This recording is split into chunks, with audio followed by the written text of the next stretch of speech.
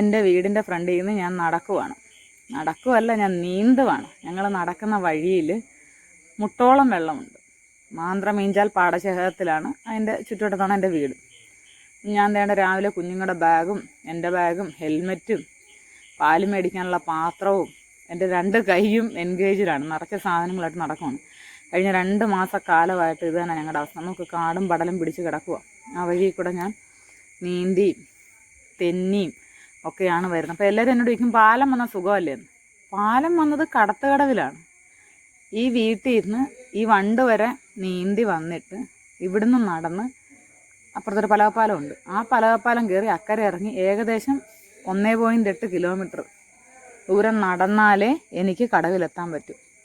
ഇത്രയും സഫറൊക്കെ ചെയ്താൽ ഞാൻ കോളേജ് വരുന്നത് കേട്ടോ. കൊല്ലം ജില്ലയിലെത്തുന്ന ഇത്രയും പാടുപെട്ടിട്ടാണേ. അല്ലേ, ഇത്രയും സാധനങ്ങളുണ്ട് കയ്യിൽ. ചെരുപ്പ് കയ്യിൽ, ഹെൽമെറ്റ്, ബാഗ്, പാലുപാത്രം. ആ പലകപ്പാലം കാരണം കണ്ട